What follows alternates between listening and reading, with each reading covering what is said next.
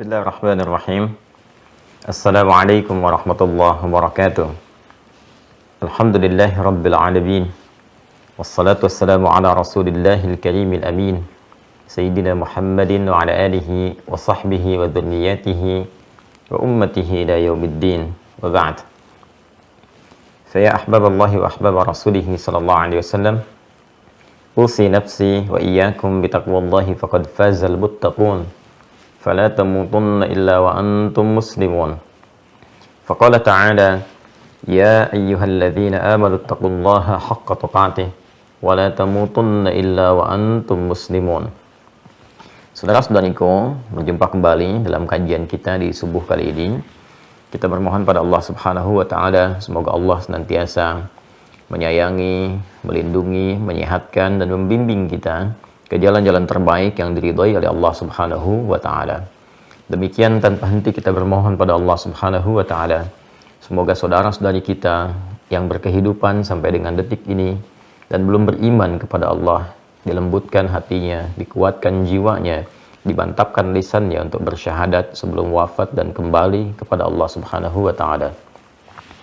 Demikian kita bermohon kepada Allah juga, semoga para pelaku maksiat dan dimungkinkan kita berada di dalamnya, diberikan kelembutan hati oleh Allah untuk bertobat dan meniti jalan kebaikan, hayatan thayyibah, sehingga bisa kembali kepada Allah dan menutup kehidupan dengan akhir yang baik, husnul khatimah. Dalam rangka itulah kita belajar mendekatkan diri kepada Allah, mengisi hari-hari hidup kita sehingga memiliki makna, nilai yang lebih, bukan hanya sekedar memenuhi tuntutan kehidupan duniawi saja, tapi lebih daripada itu, bagaimana menata kehidupan duniawi sehingga memiliki nilai dan bekal terbaik untuk pulang menghadap Allah Subhanahu wa taala ketika ajal kita tiba. Kita akan mencoba meneruskan kajian kita di pertemuan yang lalu. Kemarin kita masih menyempurnakan pembahasan di bab akidah terkait dengan al-asma'ul husna. Saya ingin memberikan peta dulu kepada teman-teman yang terhubung di kesempatan kali ini. Di keluarga besar Mira khususnya, baik yang terhubung lewat Zoom, saya mengingatkan selalu bahwa bila sudah masuk dan terdaftar, itu ada 6.500 kurang lebih, segera aktifkan akunnya, sehingga kita bisa memberikan bimbingan yang maksimal. Bukan hanya sekedar memberikan tampilan-tampilan bahan ajar, kemudian juga bisa mereview video-video, tapi lebih daripada itu, saya bisa juga spesifik untuk bisa mendoakan, memberikan pencerahan yang mungkin bisa ditampilkan dalam dialog dan turunan lainnya. Juga yang terhubung lewat YouTube, semoga Allah rahmati seluruhnya. Saya tadi melihat ada beberapa juga selain di wilayah Indonesia, semoga kita semua diberikan kemuliaan-kemuliaan. Tadi saya perhatikan juga ada yang dari luar Indonesia, dari Jepang, ya, Ohayo gozaimasu, ya, selamat pagi waktu di Jepang sana, ya. Watashi wa no channeru e yosoko. Selamat bergabung di channel kita di sini. Mudah-mudahan ada manfaat yang baik yang bisa didapatkan. Kita masih di pembahasan tentang bab akidah, teman-teman sekalian. Di sini yang kita uraikan adalah pokok-pokok, pondasi-pondasi yang bisa menguatkan keyakinan kita tanpa ragu, sehingga bisa kita ikat dalam jiwa kita dan tidak terlepas ya sampai kita meninggal, dibawa pulang kepada Allah Subhanahu wa taala. Inilah yang kita sebut keseharian dengan iman kita, akidah kita yang kita pertahankan dalam konsepsi keimanan dan dibuktikan juga dengan amalan serta perilaku kita yang tidak menyimpang dalam ketentuan dan jalan-jalan keislaman. Jalan-jalan keislaman disebut dengan syariat. Dalam pembuktian iman itu disebut dengan amal. Jadi syariat tidak bisa dilepaskan dengan akidah, seperti halnya iman ya melekat juga dengan amal. Iman dengan amal, syariat, akidah, itu dua hal yang saling berkesesuaian. Ini penting sekali saya ingatkan untuk bisa mengecek keadaan iman kita dan pengaruhnya terhadap tatanan perilaku kita. Jadi semua orang beriman itu pasti akan mendorong perbuatan amalnya mengarah kepada kemuliaan-kemuliaan. Saya sering ingatkan dalam setiap pertemuan untuk mengoreksi keadaan diri kita dalam setiap waktu atau pergantian antar waktu dalam sehari, bahkan dalam berkehidupan kita. Tidur orang beriman beda dengan yang belum beriman. Bangun tidur pun beda dengan yang belum beriman. Demikian semua aktivitasnya. Ada getaran-getaran, pancaran-pancaran cahaya, nuruhum yas'a baina aydihim wa bi aymanihim, yang menggerakkan seluruh anggota tubuh kita untuk menunjukkan kepada khalayak dan membuktikan bahkan kepada Allah Subhanahu wa taala bahwa kita adalah insan beriman, insan yang patuh dan meyakini akan seluruh ketentuan yang Allah tetapkan kepada kita semua. Bukan hanya terkait dengan aspek ibadah, tapi ada kaitan juga dengan aspek muamalah, berkehidupan sosial dan turunan-turunan yang lainnya. Ini kalau kita selalu menyimak pesan Nabi Shallallahu Alaihi Wasallam, khususnya dalam setiap pekan, dalam kesempatan Jumat, atau bahkan di umumnya ta'lim-ta'lim beliau, pengingat ini senantiasa dikaitkan dengan Quran surah ketiga Ali Imran di ayat 102. Ya ayyuhalladzina amanu, hai semua orang telah menyatakan beriman, berakidah, memeluk Islam dalam dirinya, meyakinkan pada jiwanya, ittaqullah, ya tingkatkan takwamu kepada Allah. Saya terangkan di pertemuan lalu, akumulasi dari amal soleh itu sebagai implementasi dari syariat itu akumulasinya disebut dengan takwa, untuk memenuhi cahaya takwa kita. Jadi kan kalau teman-teman masih ingat di awal jumpa kita, saya pernah menerangkan tentang anatomi manusia, masih ingat ya, yang dibagi kepada 3 bagian dan kita telah melakukan pengayaan di situ. Ya, ada fisik, jism terkait dengan fisik jasmani, ada kemudian roh, ya penggerak, ini generator kehidupan kita yang membuat kita bisa bernafas dengan izin Allah, berkehidupan, roh, segala yang terkait dengan roh itu disebut dengan rohani, gitu kan? Kemudian pengikat keduanya disebut dengan akal, yang meneruskan perintah kemudian dari roh sepersekian detik untuk dieksekusi oleh tubuh kita, oleh fisik kita. Roh ini membawa 2 potensi besar, ya, yang disupportkan kepada seluruh anggota tubuh kita untuk dieksekusi berupa tindakan, berupa perilaku. Ini yang disebutkan di Quran surah ke-91 Asy-Syams di ayat 7 sampai 10. Wa nafsi wa ma sawwaha, dan demi nafas yang telah sempurna penciptaannya. Kapan dia sempurna? Ketika roh masuk ke dalam fisik, maka roh itu menjadi nafas, ya, generator yang menggerakkan kita berkehidupan sehingga bisa bernafas dalam bahasa Indonesia. Nanti prosesnya ada di Quran surah ke-15. Saya ingatkan kembali Al-Hijr ayat 28 sampai 30 itu. Wa idz qala rabbuka lil malaikati inni khaliqum bashara min salsalim min hama'im masnun fa idza sawaituhu wa nafakhtu fihi min ruhi fa idza sawaituhu sawwa yusawwi, ya, kata Allah, jika aku telah sempurnakan, ya, di dalam proses penciptaan itu dengan meniupkan roh. Jadi begitu roh masuk ke dalam tubuh kita, berjalan proses kesempurnaan, ya, berlaku dialog komitmen kita menuhankan Allah dan pemberian kewajiban Allah berupa hak kita yang ada di Quran surah 7 itu ayat 172 yang telah kita bahas secara detail. Wa idz akhadha rabbuka min bani adama min zuhurihim dzurriyyatahum wa ashhadahum ala anfusihim alastu bi rabbikum qalu bala syahidna an taqulu yaumal qiyamati inna kunna an hadza ghafilin. Ketika kemudian ditiupkan sempurna, maka Allah sampaikan dia menjadi nafas, manusia bisa bernafas, mulai berkehidupan. Wa nafsi wa ma sawwaha fa alhamaha fujuraha wa taqwaha. Maka di dalam nafas itu ada 2 potensi yang menggerakkan kita berperilaku. Ini tidak jemu, ya, saya sampaikan, tidak bosan saya uraikan, karena ini inti kehidupan kita. Jadi semua ekspresi kehidupan kita, iman kita, ditentukan bagaimana kita mengelola jiwa takwa ini. Karena ini adalah bagian terukur yang menggerakkan semua ekspresi hidup kita. Jadi kalau kita nggak bisa kelola ini dengan baik, maka pengaruhnya kepada perilaku kita, pikiran kita, ini akan jadi bermasalah. Dan jadi sebuah santapan besar bagi iblis dan pasukannya berupa setan untuk mengarahkan pada perilaku-perilaku yang kontraproduktif, yang negatif. Ini kuncinya di sini, ya, di takwa dan fujur. Jadi kita sudah punya cahaya takwa dalam jiwa kita. Nuruhum yas'a baina aydihim wa bi aymanihim. Di cahaya, di potensi takwa inilah, yaitu diletakkan keimanan kita kepada Allah. Iman itu ada di situ. Ya, jadi keyakinan yang kuat, fitrah kita, komitmen kita kepada Allah itu melekatnya lewat jiwa takwa bersamaan dengan roh ditiupkan, membawa jiwa takwa melekat di situ cahaya iman, cahaya fitrah kita yang kita telah berkomitmen itu di dalam kandungan ibunda, ya. Makanya diingatkan, dikuatkan kembali, disebut di Quran surah ke-30 Ar-Rum ayat 30, itu yang disebut fitrah. Fitratallahi allati fataran nasa 'alaiha fa'aqim wajhaka lid-dini hanifa. Maka hadapkan dirimu sepenuhnya kepada ketentuan ad-din. Apa itu ad-din? Quran surah ketiga Ali Imran ayat 19. Inna ad-dina 'indallahil Islam. Dan dasar keislaman itu adalah bersyahadat. Fa'lam annahu la ilaha illallah, gitu kan? Jadi itu sudah membawa fitrah. Makanya disebut fitratallahi allati fataran nasa 'alaiha la tabdila li khalqillah. Ya, tidak ada perubahan-perubahan bagi Allah mencipta, membawa fitrah itu. Yang dimaksudkan Nabi, kullu mauludin yuladu 'alal fitrah. Setiap yang terlahir membawa fitrah. Fa abawahu yuhawwidanihi aw yumajjisanihi aw yunassiranihi. Maka lingkungan sekitar yang membentuk dia atau merubah dia, bergeser dari fitrahnya, bahkan kemudian dia bisa keluar dari fitrah sehingga harus mendapatkan pencerahan kembali untuk meniti jalan menuju fitrahnya yang awal, yang bersih, yang mula, ya. Nah, ini saat masuk ke dalam jiwa kita itu, nanti takwa katalisnya disebut dengan fujur. Jadi fujur itu katalis gitu kan, untuk bisa mensupport yang takwa ini naik ke permukaan. Ya, hanya mungkin dikesankannya oleh sebagian orang yang tidak mempelajari dengan dalam itu sebagai sisi negatif. Jadi selalu dipahami begini, ada kekuatan positif dan negatif dalam diri kita. Sebetulnya yang negatif itu kan konsepsi dasarnya, kalau kita bahkan di fisika gitu kan, ataupun di kimia, ya, ada proton, elektron, kemudian di fisika juga gerakan arus listrik itu kan ada arus positif, arus negatif. Kan itu negatif itu ada untuk mensupport yang positif supaya energinya keluar, gitu kan? Ya, masih ingat ya, saya dulu SMP SMA tuh belajar fisika tuh, saya kira kita paham yang dasarnya demikian gitu ya. Ada bab gaya, nanti masuk ke listrik, besarannya ada ohm dan sebagainya. Itu kalau kita baterai kalau positif saja, nggak ada negatif, ya nggak ada keluar energi ya.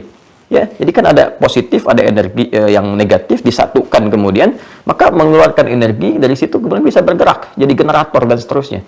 Jadi fujur ini pada dasarnya itu adalah katalis gitu ya, supporter utama untuk takwa supaya muncul. Tapi dia berupa lawan. Ya, ini saya sedikit dalami dulu ya, sebelum kita masuk. Ini gampang yang lain-lainnya. Kalau kita paham yang ini inti kehidupan kita. Ya, ini supporter utama takwa itu fujur. Dan dia berupa lawan. Ya, lawan sifat. Jadi kalau di takwa ini ada jujur, di sini ada dusta, gitu kan? Kemudian bila di sini ada sabar, di sini ada amarah, gitu. Dan bila di sini ada tawadhu, rendah hati, di sini ada sombong, gitu kan? Demikian seterusnya. Jadi ketika Allah menciptakan marah, bukan ingin membuat seseorang menjadi pemarah, bukan. Tapi ingin mensupport supaya sabarnya ini muncul. Belajar dari marah ini supaya sabar ini keluar. Makanya nanti ada pengendalian amarah, gitu kan? Nah, kemudian penguatan kesabaran. Sebab kalau nggak ada marah, sabar ini nggak diketahui. Kalau nggak ada dusta, ya ini jujur ini nggak diketahui. Jadi Allah menciptakan sifat dusta, bukan ingin menjadikan manusia menjadi pendusta, bukan. Tapi supaya jujurnya ini muncul ke permukaan, belajar gitu dari situ ya. Kemudian sabar juga diciptakan ya, supaya bisa terus naik, memberikan kualitas dalam kehidupan. Cuma dia butuh penguat, butuh katalis. Apa itu? Ya marah. Ya kan nggak mungkin ibu di rumah tiba-tiba mengatakan pada suami, sabar ya Pak, sabar. Nggak ada angin, nggak ada hujan, nggak ada petir gitu kan. Nggak ada masalah apa-apa. Suami pulang dari kantor, datang ke rumah, baru buka pintu Anda katakan, Waalaikumsalam, sabar ya Pak, sabar gitu. Ya kan juga suami kaget gitu, mama sehat nggak pagi ini gitu. Jadi harus ada satu katalis yang menjadikan sifat-sifat itu muncul dalam berkehidupan. Kita bisa lihat ya. Maka takwa ini itu harus disupport. Ya, bagaimana mensupport takwa itu lewat amalan. Karena itu semakin banyak amal itu akan menggerakkan nilai takwa muncul ke permukaan, dan dia disupport oleh cahaya iman, itu yang menggerakkan semua perilaku kita. Karena itu di Al-Quran seringkali kata iman itu bersanding dengan takwa dan dihiasi serta diisi dengan amalan. Kalau Anda perhatikan konsepnya selalu begitu. Mau takwanya duluan, iman di tengah, kemudian amal. Mau iman dulu, kemudian amal, ujungnya takwa. Selalu tiga ini bersanding bersamaan. Ya, seakan tidak terpisahkan. Dan kalau sudah diketahui nanti salah satunya hilang, sudah dipahami, ini pasti mengandung ketiganya gitu, nggak dilepaskan dari situ. Ya, misal kita lihat derivasi takwa, iman dan amal turunan atau dalam bentuk detilnya. Di Al-Baqarah ayat 2 sampai 5 itu kan jelas. Dzalikal kitabu la raiba fi hudal lil muttaqin. Muttaqin itu kan orang takwa. Siapa orang takwa ini? Ayat 3-nya. Alladzina yu'minuna bil ghaib. Iman kan? Wa yuqimunas shalah. Amal. Ini kan, wa mimma razaqnahum yunfiqun. Jadi salat, kan, infak, interaksi dengan Al-Qur'an bagian dari takwa untuk menguatkan iman. Karena itu kalau kita dengar kalimat ya ayyuhalladzina amanu, panggilan bagi orang yang telah punya iman. Imannya itu mesti dikuatkan cahayanya. Bagaimana cara menguatkan cahaya iman itu? Dengan beramal. Makanya kan di awal kita belajar al-islamu imanun wa amalun. Islam itu iman dan amal. Menguatkan iman itu lewat amal, menunjukkan iman lewat amal. Parameter iman itu ya amal. Amal itu menunjukkan keimanan kita. Kalau nggak beramal menunjukkan iman bermasalah. Ya. Jelas ya, sholat menunjukkan parameter iman. Nggak sholat, imannya bermasalah. Orang beriman pasti sholat, kan? Demikian seterusnya. Makanya setelah ya ayyuhalladzina amanu itu seringkali akan diiringi dengan amal. Ya ayyuhalladzina amanu, Al-Baqarah 183, hai orang-orang telah menyatakan ia beriman, kutiba alaikumus syiyam, diwajibkan bagi kalian menunaikan Puasa itu ya amal, ya kan? Untuk menguatkan iman. Nah, nanti puasa ini bagian dari takwa. Akumulasinya nanti akan membuat iman kita semakin kuat. Ya ayyuhalladzina amanu, ya kutiba alaikumussyam. Puasa kama kutiba alal ladzina min qablikum la'allakum tattaqun. Ya kan? Tadi sholat bagian dari takwa, puasa bagian dari takwa, haji juga sama juga bagian dari takwa. Al-Baqarah ayat 197 misalnya, ya, di mushaf standar paling kanan sebelah atas. Al-hajju ashhurum ma'lumat, faman farada fihinna al-hajja fala rafatha wala fusuqa wala jidala fil hajj. Wa ma taf'alu min khairin ya'lamhu Allah wa tazawwadu fa inna khairaz zadi taqwa. Tuh. Jadi kita berhaji itu karena keimanan kita. Haji kan rukun iman tertinggi kan dalam turunannya itu. Ya, kok akumulasi dari syariat itu kan ada pada haji. Rukun Islam yang kelima, ya. Saya sebut akumulasi kumpulan itu pada amalan pada haji karena gini, ibadah itu ada berupa fisikal seperti sholat yang tidak banyak melibatkan harta atau tanpa harta sedikit pun, kecuali untuk pendukung kita menutup aurat dan turunannya, ya. Nah, yang tidak melibatkan harta secara langsung, fisik, sholat. Yang kedua, ibadah harta yang tidak melibatkan fisik secara khusus, ya, secara langsung, secara umum, ya.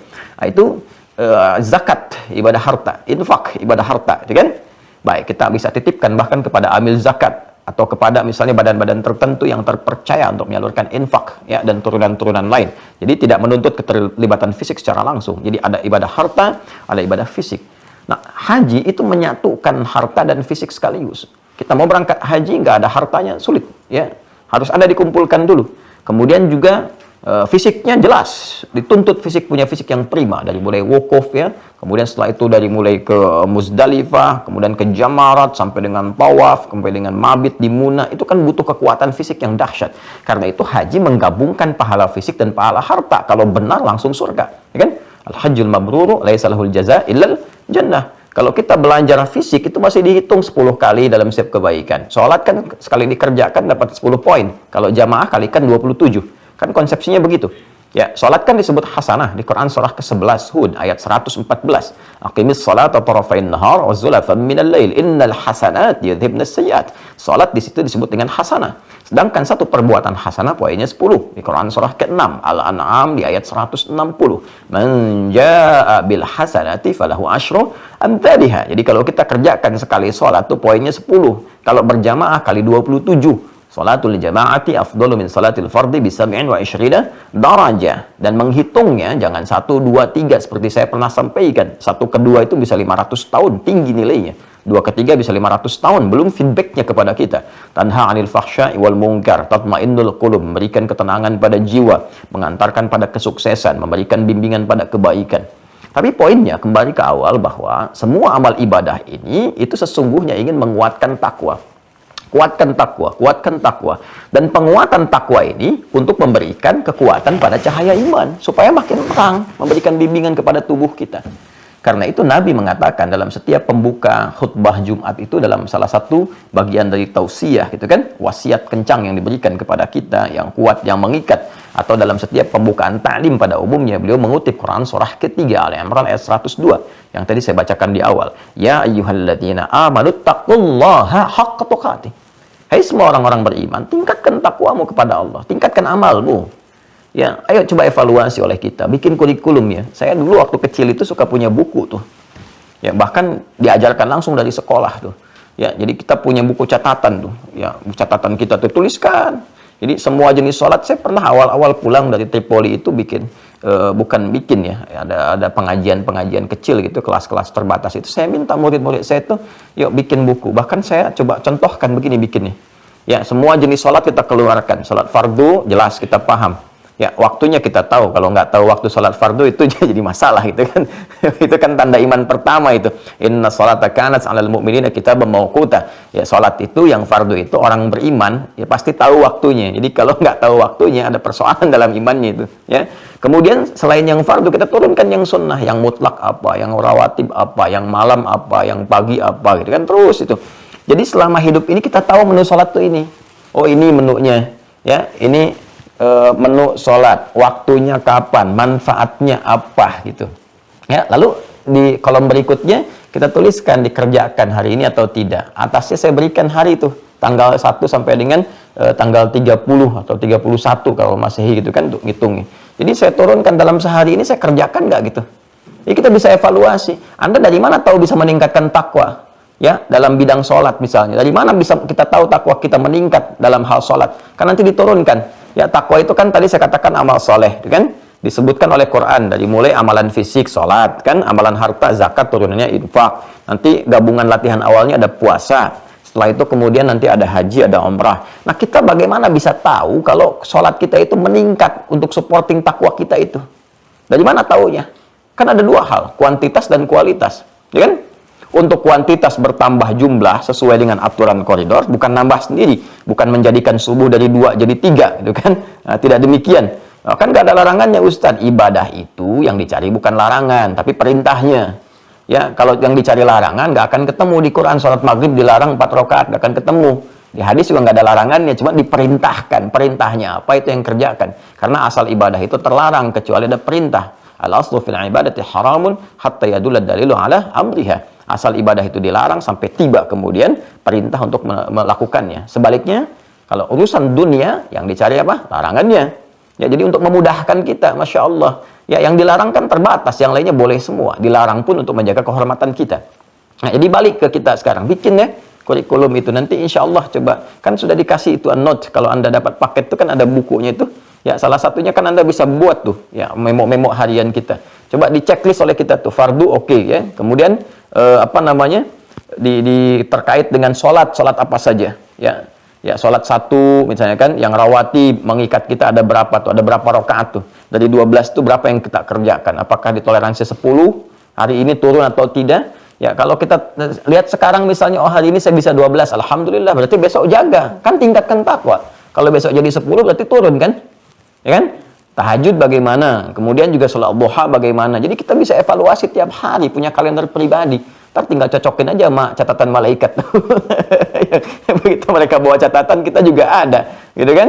Nah, dan itu menarik sekali gitu kan, berkehidupan demikian. Kalau sudah semua tercatat jadi kebiasaan. Kalau udah kebiasaan nggak usah dicatat lagi. Ya, karena nanti rekamannya ada dalam jiwa kita, terekam otomatis. Kan kalau sudah berkebiasaan itu terekam otomatis di memori kita. Jadi nanti tertanam, disupport oleh iman, kalau nggak kekerjakan gelisah. Nanti jadi alarm sendiri. Itu saya di pesantren tuh. Ya, dulu saya waktu pesantren, saya pengen bangun tahajud. Saat kawan-kawan saya sudah punya jam waker itu ya. Ya, untuk alarm tuh pengingatkan, dulu masih pakai waker itu ya. Ya, belum ada yang seperti sekarang pakai handphone dan sebagainya. Itu saya nggak punya.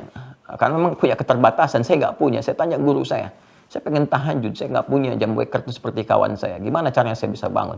Ya, beliau katakan minta sama Allah. Itu Allah bangunkan. Dan Masya Allah itu wakernya yang Allah kasih itu lebih dahsyat dari teman-teman tuh. Ya, kalau teman-teman dipasang jam 3, alarmnya baru bangun jam 3. Ya, pengingat dari Allah itu kita minta jam 3, dibangunin jam 2, teman-teman. Dibangunin jam 2. Ya, karena Allah Maha tahu tuh, minta jam 3, bangun jam 2 kan juga kadang-kadang kan duduk seperti ini, begini kan awal-awal bisa jam 3:4 kita baru sadar, gitu kan. Ada yang baru awal begini, ya bangun jam 2, begini udah jam 4:30 kan. Ternyata udah mau komat gitu. Nah, itu hal-hal demikian tuh menarik gitu. Nah, kembali, ini mohon izin ya, saya lakukan pendalaman dulu supaya kita mengerti gitu. Nah, ini kan nyambung semua. Hai orang-orang beriman, tingkatkan takwamu kepada Allah dengan serius, haqqa tuqati, dengan sungguh-sungguh. Ya, jadi jangan kita sekarang semangat, besok tidak. Mau ujian semangat, setelah kelulusan selesai. Ya kan? Mau uji jabatan semangat, uji kelayakan, fit and proper test. Setelah itu kosong lagi gitu. Ya, itu motivasi sementara namanya. Teruskan sampai kita wafat kan, wala tamutunna illa wa antum muslimun. Kebiasaan itu dibawa sampai wafat. Sabarlah. Ya, tolong ingatkan diri kita, saya pribadi dan teman-teman. Kita sabar aja sampai tiba ajal. Setelah itu kan meninggal enak. Kan nggak capek lagi setelah meninggal itu. Ya, kan saya belum pernah dengar ada orang setelah meninggal ada curhat, saya capek nih. Amal itu sekarang aja, tobakan antobak itu sekarang saat hidup. Ada saatnya kita beristirahat untuk sepenuhnya. Jadi berjuang dulu yang sabar. Sampai tiba masa itu kita untuk kembali dan tenang, wafat dalam keadaan tenang. Ya Tuhan nafsul mutmainnah, tenang, wafatnya selesai. Nah, hidup itu kan sederhana, itu jalani seperti ini, pelajari, ini masalah, ini tantangan, ini menyelesaikan, selesai. Nah, nanti apa feedbacknya kalau kita bisa jaga itu sampai kita meninggal? Nanti takwa itu selain memberikan kekuatan pada sinyal dan cahaya iman supaya terang membimbing tubuh kita beraktivitas, nanti feedbacknya adalah pemberian dari Allah untuk kemudahan hidup. Makanya banyak ayat di Quran mengaitkan kesuksesan dan kebahagiaan itu dengan takwa.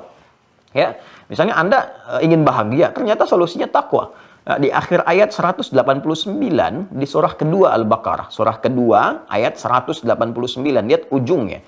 Wattaqullaha la'allakum tuflihun. Bertakwalah kalian kepada Allah agar kalian cenderung bahagia.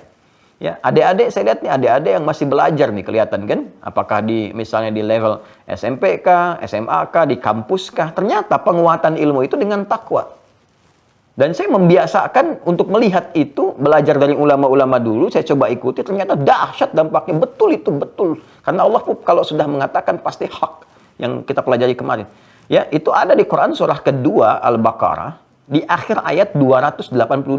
Ayat terpanjang dalam Al-Quran, ya. Quran surah kedua Al-Baqarah, ayat 282. Ya, paling kiri itu, ya itu dari atas ke bawah itu satu ayat tuh. Lihat paling ujungnya, paling bawahnya itu. Akhir ayatnya, wattaqullah wa yu'allimukumullah. Tingkatkan takwamu kepada Allah, maka kami akan tambahkan pengetahuan.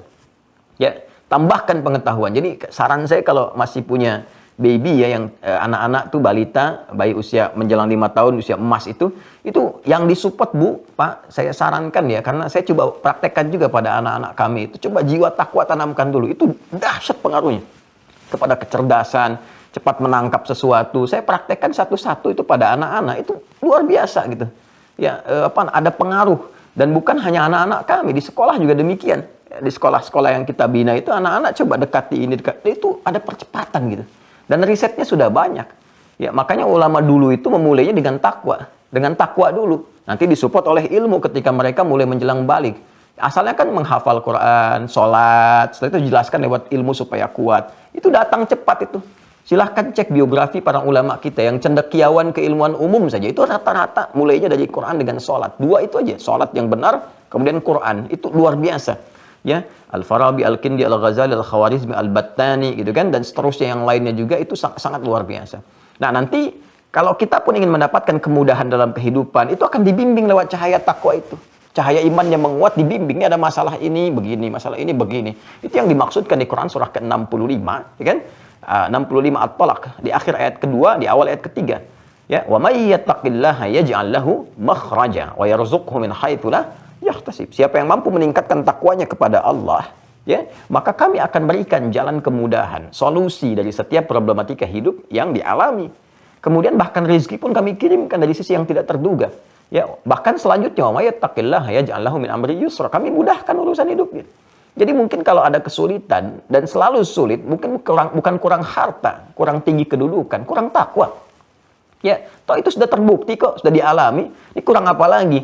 Ya, saya yang agak kadang-kadang ironi, ayatnya hafal itu, tapi nggak kita ikuti jalannya gitu. Bukan kita, ya. Tapi ada yang tidak mengikuti jalannya. Ini yang jadi persoalan gitu. Hafal ayatnya, tapi jalannya nggak diikuti. Kenapa nggak kita coba buka pintunya, kita ikuti? Nah, disinilah kita ingin belajar menguatkan itu. Jadi kan skemanya iman, takwa, amalan, kemudian buahnya gitu kan, yang kita dapatkan. Nah, sekarang kita berada di pondasi imannya. Nah, kadang-kadang kita amalnya bagus, tapi nggak diisi dengan kekuatan iman, sehingga feedbacknya kita dapatkan. Bahkan kenikmatan untuk beramal itu pun belum dapat, baru semangat saja. Ya kan? Nah, sholatnya masih terjaga nih, masih ke masjid, masih ingat, masih apa. Tapi karena kualitas iman belum bagus, belum bisa merasakan kehusyuan dalam sholat. Kenikmatan dalam sholat gitu kan. Itu kalau udah nikmat tuh sholat itu Pak, Bu, itu nggak keganggu dengan apapun tuh. Enak banget, luar biasa tuh. Jadi nikmatnya tuh kayak nggak ada yang lain selain sholat gitu. Ya makanya Nabi kan kalau tahajud itu kan waktu itu quality time-nya itu yang paling luar biasa saat tahajud kan. Sampai sujudnya itu lamanya luar biasa karena mendapatkan kenikmatan tuh yang paling tinggi. Ya itu bertemu waktu ini kapan lagi nih bisa berinteraksi langsung menyembah Allah gitu kan. Ya sementara pagi kan tugas-tugas dakwah pada umumnya. Utsman bin Affan itu, Abdurrahman bin Auf, itu kekuatan tertingginya bukan saat mendapatkan harta benda, tapi ketika punya waktu berkualitas untuk tahajud malamnya. Kata Imam An-Nawawi itu sampai khatam Al-Quran. Nah, itu sudah dapat belum kita tuh? Kan harus berlatih. Nah, nanti feedbacknya akan kita rasakan. Ada ketenangan. Wah, orang tuh kalau sudah tenang tuh enak betul. Ya, rezeki macam-macam dan sebagainya. Kita pelan-pelan berlatih itu. Nah, ini kita sempurnakan. Ya, dari iman itu ada rukun 6. Kita baru masuk di yang pertama untuk memantapkan keimanan pada Allah, ma'rifatullah. Sehingga ketika ma'rifatullah sudah kita mengerti, oh ini maksudnya ini, cara meminta begini, memahaminya begini. Nah, dalam ma'rifatullah ini nanti cabangnya setelah kita pahami teologis untuk meyakinkan Allah sebagai Tuhan, ya, itu sudah no debat lagi, nggak ada debat di dalamnya, kita bisa berargumentasi kuat dalam jiwa kita. Nah, step selanjutnya kita mengenal kuasa Allah Subhanahu wa taala di semesta, sehingga dalam aktivitas apapun, Anda lihat langit ingat Allah, ya. Pernah nggak begini di rumah tangga aja, lihat anak ingat Allah, pernah nggak? Ya, lihat suami ingat Allah, lihat istri ingat Allah. Pernah nggak? Kan itu titipan. Anda kan katakan istri titipan Allah, suami titipan Allah. Itu kan nitip.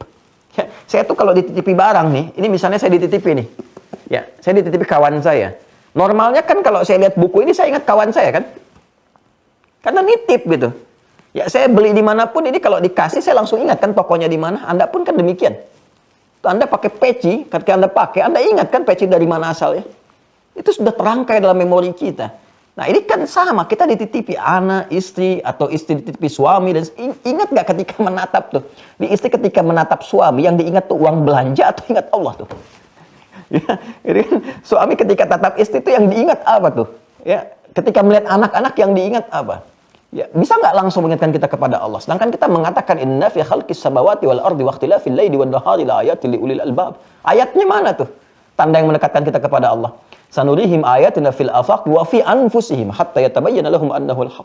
Ya, kami tampakkan tanda-tanda kebesaran yang mendekatkan hamba kepada kami di semesta dan pada diri mereka, gitu kan?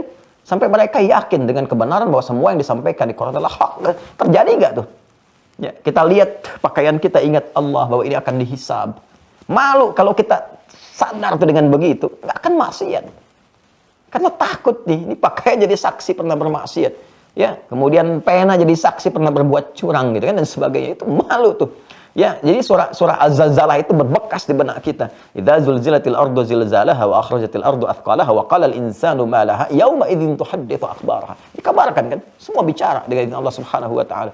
Jadi, itu yang disebut dengan zikir. Semua aktivitas yang menjadikan kita teringat dengan Allah. Nah, itulah kalau kita kenal ma'rifatullah, kan, maka esensinya akan begitu. Kita bicara itu terukur gitu ya. Khawatir kalau Allah nggak ridha dengan apa yang kita katakan. Itu khasyah namanya. Khasyah. Level ulama tertinggi itu punya sifat khasyah. Bukan hanya ilmunya banyak. Ya, orientalis itu juga ilmunya banyak tuh dulu tuh. Walaupun ada racunnya gitu. Ya, orientalis dulu ada yang ngarang kitab indeks hadis. Wensing itu kan ngarang indeks hadis tuh. Dan turunan lainnya. Ya, ada yang masuk ke dalam bab ulumul Quran. Ada yang masuk ke sejarah gitu, dan sebagainya. Ya, tapi karena nggak ada iman bermasalah. Nah, jadi khasyah itu hal yang menjadikan kita takut ya kepada Allah, takut ya bila apa yang kita kerjakan tidak mendapat rahmat, itu kunci dari akidah terdalam. Nah, ini nanti jalan itu sudah kita bahas kemarin ya, berinteraksi dengan Allah Subhanahu wa taala dengan penyembahan melalui Al-Asmaul Husna, dan telah kita petakan 99 kepada 8 bagian. 8 ini kita masukkan 4 hadis untuk penguatan. Nah, sekarang kita bacakan bagian yang kedua. Setelah kemarin kita mengenal nama-nama yang terkait dengan zat Allah Subhanahu wa taala, dan itu ada berapa? Masih ingat? Ada? 9 ya? Masih ingat? 9 apa 7? 7 apa 5? Masih ingat ya? Nah, nanti di ujian ya kita sampaikan. Baik, kita bacakan ya. Ini kita baru muqaddimah nih. Sekarang baru masuk kepada inti bacaannya. Bismillahirrahmanirrahim. Wa fi kitabid dinil islami wa asma'illahil husna atau asma'ullahil husna al-warida fil qur'ani hiya. Sudah di-scan kan ya? Udah ada di web ya? Udah di-download? Boleh ditunjukkan kepada saya yang sudah sudah print out. Ini admin sudah di-download ya? Sudah di-upload oleh kita. Ya.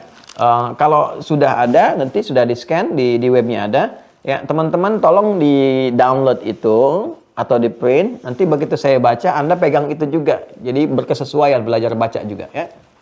Halaman 30 yang sudah pegang ini. Wa fi kitabid dinil islami, dan dalam buku Dinul Islam saya telah terangkan kemarin ya, tersebut wa asmaullahil husna, dan nama-nama Allah yang mulia itu kan, yang melimpahkan pahala dan mengandung segala aspek kebutuhan kita, al-waridah fil Qur'an, yang terdapat dalam Al-Qur'an Karim, ia adalah sebagai berikut pemetaannya, klasifikasinya. 1, asma'un muta'alliqatun bi dzatihi ta'ala. Yang pertama adalah nama-nama Allah yang terbaik yang terkait dengan zatnya ta'ala. Ya wahiyya sebagai berikut. 1, al-wahid, kedua al-ahad, ketiga al-haq, keempat Al-Quddus, kelima As-Samad, keenam Al-Ghani, ketujuh Al-Awwal, kedelapan Al-Akhir, kesembilan Al-Qayyum. Ini sudah kita bahas di pertemuan yang lalu ya, dan dampaknya, feedbacknya terhadap pengabulan doa. Jadi kalau kita bacakan dengan nama-nama ini disertai dengan aspek hajat kebutuhan kita, benar cara memintanya, itu akan terjadi percepatan dalam pengabulan doa. Dan saya bacakan hadisnya kemarin ya. Jadi prakteknya begini, misal ya, ini langsung saja ya, yang paling cepat. Kita punya hajat terkait apa nih? Terkait rizki misalnya, rizki ya. Nama Allah yang terkait rizki kan Ar-Razzaq ya, Ar-Razzaq. Baik. Dan konsepsinya kita memanggil, ya konsepnya memanggil Allah sesuai dengan kebutuhan kita. Sebut nama Allah yang sesuai kebutuhan kita. Ini ada di Quran surah ke-17 Al-Isra dalilnya. Quran surah 17 Al-Isra ayat 110. Yaitu kan ada 111 ayat ya, 2 ayat terakhir, ayat 110. Perhatikan kalimatnya. Qulid'ullaha. Ya, jika kalian punya persoalan dalam kehidupan, ya panggil Allah, minta sama Allah, berdoa. Awid Ar-Rahman ya, atau panggil Ar-Rahman, minta ya. Ayyamma tad'u falahul asmaul husna ya. Kapanpun kalian ingin memohon kepada Allah dalam setiap kondisi situasi apapun, maka Allah memiliki nama terbaik sesuai kebutuhan kita. Yang saat Anda menyebutnya, selain mendatangkan pahala, juga ada percepatan dalam pengabulan. Nah, nama-nama terbaik ini sudah disiapkan oleh Allah sesuai kebutuhan kita. Jadi kalau kita mau minta seperti saya pernah ajarkan di dalam 2-3 pertemuan ke belakang, pilih nama sesuai dengan butuhnya kita. Kalau butuh tambahan pengetahuan, Al-Alim. Butuh tambahan rezeki, Ar-Razzaq. Kan saya terangkan satu-satu itu. Ya, misal kita ingin minta kepada Allah itu kelapangan dalam rezeki. Berarti nama yang sesuai Ar-Razzaq kan? Maka sebut nama Allahnya dulu, ya. Ya Allah, gitu kan? Kemudian Ya Razzaq. Ya Allah, Ya Razzaq, gitu kan? Nah, kalau ingin lebih cepat lagi daripada itu, sertakan nama-nama Allah yang tertinggi, tingkatan tertingginya, yang kemarin kita terangkan dengan Ismullahil A'zam. Ya. Atau Asma'ullahil Uzma. Bismillah. Ini praktek ya. Ya kan pembahasannya ini di halaman 31-nya, ya kan? Di paling kiri itu, di tengah kan di kitabnya disampaikan ada Ismullahil A'zam. Ya. Ini kan? Atau Asma'ullahil Uzma. Ya kan? Seperti ini. Kalau ismun itu bentuk tunggal, mufrad, singular, asma bentuk jama, plural, ya. Nah, ini nama Allah ya, bisa satu disebutkan, yang tertinggi, tingkatan tertinggi, kan? Atau Asma'ullahil Uzma, atau nama-nama, kan ada beberapa nama yang bisa kita sertakan juga, bukan satu nama tapi 2, 3, 4 dan seterusnya. Sepanjang dalam satu frame ini, nama-nama yang tertinggi, tingkatan tertingginya. Tingkat tertinggi teragung, ya, teragung. Ini yang saya maksudkan dalam tema tingkatan Asmaul Husna, gitu kan? Tertinggi, teragung. Nah. Ya, teragung, yang paling dahsyat, ya. Kalau di Sunda ada agung, ada agung. Ternyata dibedakan. Saya pernah ke Ciamis, Alah Panjalu, dapat undangan ceramah dulu sekitar 3 tahun ke belakang, ya. Nyampe ke sana saya disampaikan di telepon, Ustadz akan ceramah nanti di Masjid Agung. Saya dengarnya Agung kan. Begitu nyampe ke sana, ini Pak tempatnya. Bukan Ustadz, kalau ini Masjid Agung katanya. Oh, kalau saya di mana ceramah? Di Masjid Agung. Jadi ada Agung, ada Agung. Yang besar dengan yang lebih besar lagi itu satu titik ya. Nah ini tertinggi yang teragung. Nah, urutan pertama nama-nama Allah yang tingkatan tertinggi itu yang terkait dengan zatnya, dengan zat Allah. Ya, dengan zat. Asma'un muta'alliqatun bidzatihi ta'ala. Jadi ini langsung terkait dengan zat Allah, ini tingkat tertingginya. Nah, nama-nama terkait dengan zat itu kan ada 9, seperti kita pernah sampaikan, ya kan? Nah, di antaranya kan ada Al-Wahidul Ahad, dengan As-Samad dan sebagainya. Kita ingin ambil misalnya, kita ingin katakan misalnya Al-Ahad, ya kan? As-Samad. Nah. Kita praktekkan ya, kita praktekkan. Misal kita ingin minta terkait dengan rezeki. Ini prakteknya. Ya. Permohonan kita adalah kelapangan dalam hal rezeki. nama Allah yang melimpahkan rizki kepada kita ditetapkan dalam Al-Asmaul Husna adalah Ar-Razzaq. Jelas ya? Ini pun ada detail lagi.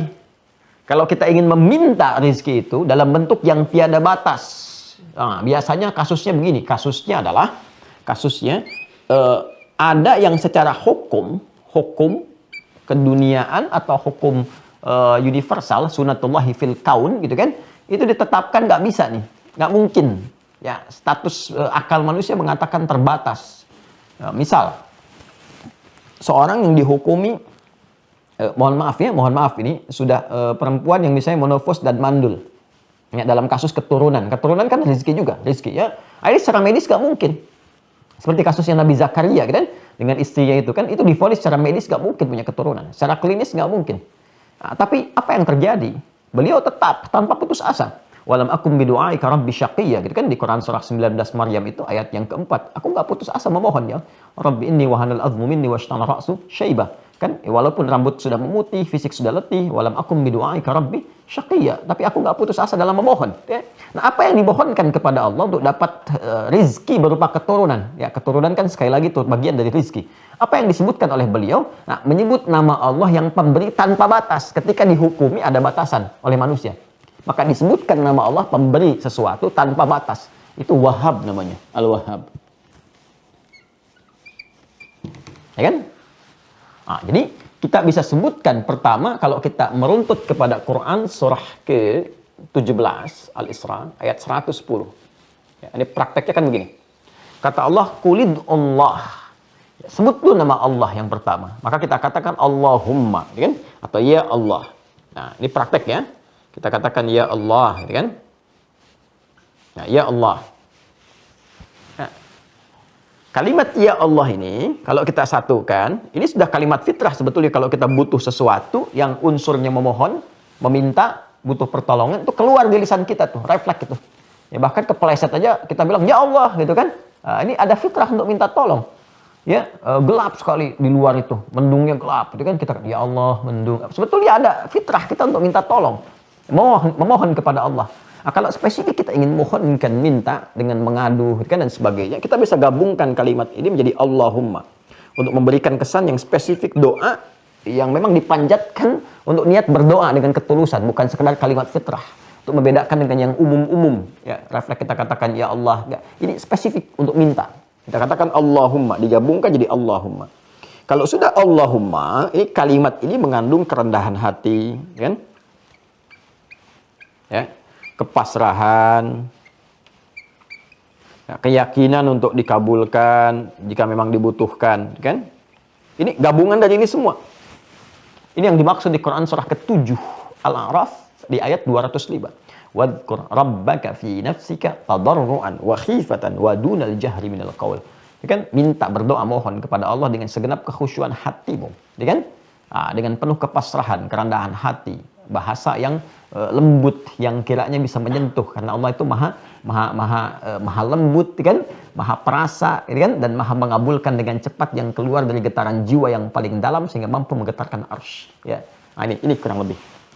Nah, jadi ini kita satukan Allahumma ya, atau kita minta ya Allah kan, kulid Allah, sebut nama Allah, awid ar-Rahman. Nanti masalah ar-Rahman saya akan masuk kepada yang kedua terkait dengan kasih sayang Allah Subhanahu wa taala. Ya, bagian ketiganya. Nah, sebut ya Allah atau Allahumma, ya kan? Allahumma kita praktekkan di sini. Ya Razzaq misalnya. Ya Razzaq. Nah. Allahumma ya Razzaq. Duhai Allah, aku memohon kepadamu dengan kepasrahan yang paling dalam. Ya. Dengan kelembutan yang mampu aku persembahkan. Engkau yang maha lembut, yang maha merasakan, maha mengetahui keadaan diriku. Ya Razzaq. Engkau yang maha pemberi rizki, berlimpah. Semua rizki engkau yang kuasai, engkau yang mengatur, engkau yang memiliki segalanya. Ya kan? Nah, kalau Anda ingin katakan lagi, misalnya ada batasan kata manusia, Anda sebutkan Allahumma ya Razzaq, Allahumma ya Wahhab. Ya Wahhab. Ya Allah, maha pemberi tanpa batas, yang tidak punya batasan dalam pemberian. Mereka mengatakan kepada aku, ya Allah, makhluk pun mengatakan aku punya keterbatasan. Sedangkan kau maha mengetahui tentang keadaan diriku. Duhai yang maha pemberi tanpa batas. Ya kan? Nah, jadi Anda katakan Allahumma ya Razzaq atau Allahumma ya Wahhab, ya. Nah, sebelum Anda lakukan permintaan di dalamnya, Anda sertakan dulu ini, yang tertingginya nih. Ismullahil a'zam, sebut satu. Allahumma ya Razzaq, Allahumma ya Wahhabul Ahad. Ya. Kalau Anda ingin tambahkan dengan lebih daripada satu, yang zat tadi, yang ada 9, Allahumma ya Wahhabul Ahadus Samad. Misalnya kan? Terus Anda teruskan, alladzi lam yalid wa lam yulad wa lam yakul lahu kufuwan ahad. Setelah itu minta. Ya. Habli minas salihin. Ini kan kalimat yang menunjuk katanya langsung kepada nama Allah yang terbaik dengan sifat pemberian yang tanpa batas. Permohonannya kita bentuk dengan fi'il amr lit talab minal adna ilal a'la. Ya, permohonan dalam bentuk pengajuan yang tulus dari kita hamba yang rendah kepada Allah yang maha segalanya. Maka kita gunakan ini bentuknya seperti hab begini, hab. Ya. Jelas ya, hab di sini fi'il amr bukan diartikan perintah, tapi thalabud doa. Ya, kalau kita ngaji balaghah, ini bentuk fi'il amr tuh banyak nanti. Dan kita harus paham, ini arahnya kemana. Bukan perintah, nggak boleh perintah kepada Allah. Gitu kan? Allah perintahkan kepada kita. Perintah itu dari yang tinggi kepada yang rendah. Jadi kalau ada yang rendah kepada yang atas menggunakan fi'il amr, dipahaminya thalabun lid doa. Ya, meminta sesuatu pada satu permohonan. Hab. Jadi kalau ada hab, Anda temukan dalam Al-Quran, itu meminta, membawa nama Allah ini dengan sifat pemberi tanpa batas. Ya. Kalau untuk pribadi habli, ya. Tuh. Kalau banyakan lana. Ya. Misal kita ingin katakan misalnya Allahumma ya Wahhab, ya Ahadus Samad, alladzi lam yalid wa lam yulad. Allahumma habli minas salihin. Kan? Ya Allah, yang maha pemberi tanpa batas, yang punya sifat tunggal, keesaan pada zatnya, yang menjadi pusat dalam setiap permohonan. Enggak ada satupun yang lain yang diminta selain Engkau ya Allah, yang tidak beranak, yang tidak diperanakan, yang tidak punya sekutu, yang maha kuat dengan segalanya. Memohon kepadamu hamba ya Allah, dengan keagungan zatmu, yang pemberi tanpa batas. Anugerahkan kepadaku ya Allah keturunan dari sisimu saja. Saat semua mengatakan aku nggak mungkin punya keturunan.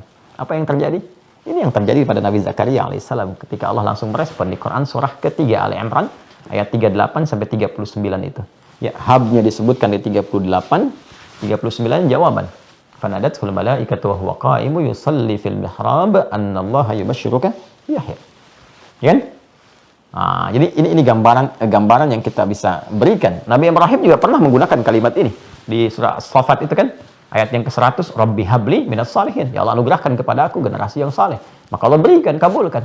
Ya, diberikan Ismail alaihissalam, Nabi Ishaq alaihissalam, dan turunan-turunannya. Soleh-soleh, baik-baik. Gitu kan? Ya, dengan izin Allah. Ya. Nah, ini teman-teman sekalian, ini gambaran. Ya. Jadi prakteknya begitu. Prakteknya. Jadi kita hadirkan dulu nama zat yang tertinggi ini. Nah, dan dalam hadis riwayat Buraidah kemarin, radhiyallahu ta'ala anhu, kan? Disampaikan ketika Nabi SAW dan mendengar ada seorang sahabat berkata, berdoa, dalam doanya dia menyebutkan, ya, Allahumma usyhidu bi annaka antallah la ilaha illa anta al-ahad as-samad alladzi lam yalid wa lam yulad wa lam yakul lahu kufuwan ahad. Allahumma inni as'aluka an taghfira li. Dia enggak minta dunia, dia cerdas banget tuh. Dia minta ampunan. Dia minta maghfirah. Cerdas sekali, cerdas. Ini berpikir luar biasa. Dan ini prinsip ekonomi spiritual diterapkan. Ekonomi spiritual. Prinsip ekonomi itu kan modal sekecil-kecilnya buat keuntungan paling banyak. Gitu. Dia menerapkan ekonomi spiritual. Jadi mengambil kalimat yang singkat dan padat, tapi keuntungan yang melimpah. Gitu. Dia sebutkan ini. Ya, al-ahadus samad alladzi lam yalid wa lam yulad wa lam yakul lahu kufuwan ahad. Minta ampunan. Allahumma inni as'aluka an taghfira li. Saya nggak minta apa-apa ya Allah, minta ampunan aja. Cuman kan rumus Qur'annya mengatakan kalau minta ampunan diampuni, cinta datang. Ya, kalau cinta udah diberikan sama Allah, semua nggak ada tepian itu, semua dikasih. Yuhibbukumullah wa yaghfir lakum dzunubakum. Kalau Allah sudah cintai seorang hamba, diampuni dulu dosanya. Kalau dosa diampuni, udah dapat cinta Allah. Kalau cinta diberikan oleh Allah, semua nggak ada batasan. Kan sifat cinta begitu. Kalau semakin cinta kan semua diberi tanpa meminta. Anda mencintai pasangan, Anda berikan walaupun dia nggak minta, kan? Ya, Anda mencintai anak-anak, kok Masya Allah kan, yang terbaik yang diberikan pakaian yang bagus, anak nggak minta Anda berikan. Emang ketika lahir bayi itu ya dan dia tumbuh dan berkembang, pernah nggak mengatakan pada Anda, Mama pengen baju yang ini, Mama pengen itu? Kan enggak, dia bicara aja enggak, tapi kan Anda penuhi itu dengan dasar cinta, ya kan? Sifat Allah lebih daripada itu. Ibu itu punya rahim, mengandung dalam rahim, dititipkan oleh Allah, punya kasih luar biasa. Allah itu sifatnya rahim. Lebih yang nggak bisa dibandingkan dengan makhluk. Laisa kamitslihi syai'. Di Syura ayat 11 itu kan laisa kamitslihi syai'. Wa huwas sami'ul basir. Allah maha mendengar, maha menatap dengan tajam, maha mengetahui kebutuhan kita, mendengar apa yang kita sampaikan. Maka dia minta ampunan, semua dikasih. Makanya orang yang rajin istighfar itu kalau benar keluar dari imannya, istighfarnya itu terpenuhi itu hajat hidupnya. Dan ringan itu, ringan. Ya, rajin-rajin lah ini. Ya. Rajin-rajin kita mohon ampun, rajin-rajin kita minta kepada kerabat, orang soleh, supaya dia berdoa juga, Allah ampuni dosanya. Ya, saya juga suka minta itu. Pada jamaah, alhamdulillah dapat keberkahannya itu. Ya, minta sama teman-teman, minta sama Allah ya. Tolong doakan saya dalam sujud supaya Allah ampuni dosa dan sebagainya. Itu alhamdulillah berkah itu. Berkah dapat ya. Nah, ini prakteknya seperti ini. Jadi itu yang saya maksudkan tingkatan al-asmaul husna. Jadi kalau kita minta ya, apa permintaannya cari dulu nama sesuai dengan itu. Jelas ya? Kemudian setelah itu, sertakan nama yang terbaiknya, sertakan di dalamnya tingkatan tertinggi yang dimulai dengan zat dulu, zat. Ya. Kalau kita nggak hafal semuanya, sebut nama Allah. Nama Allah saja, kulit Allah, sebut Allah, ya Allah. Tapi sertakan dengan iman. Yang pelajaran kita kemarin itu, aspek teologinya kita hadirkan semua. Hadirkan. Minimal kita sebut dengan zatnya aja. Kalau kita nggak tahu nama pemberinya, ya saya ingin diberikan oleh Allah ini kekuatan misalnya dalam menghadapi persoalan, saya nggak tahu namanya apa.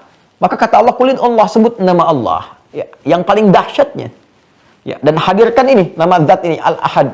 Kan kita hafal Al-Ikhlas itu kan, itu makanya disebut sepertiganya Al-Quran kan. Karena dari akidah, ibadah, muamalah itu kan kunci akidah teologis itu ada di surat Al-Ikhlas. Makanya surat Al-Ikhlas disebut oleh Nabi sepertiga Al-Quran. Sehingga candaan di ahli Quran itu kalau ingin menghatamkan cepat Al-Quran, baca Al-Ikhlas 3 kali gitu. Jadi langsung jadi sepertiga, 3/3 gitu ya.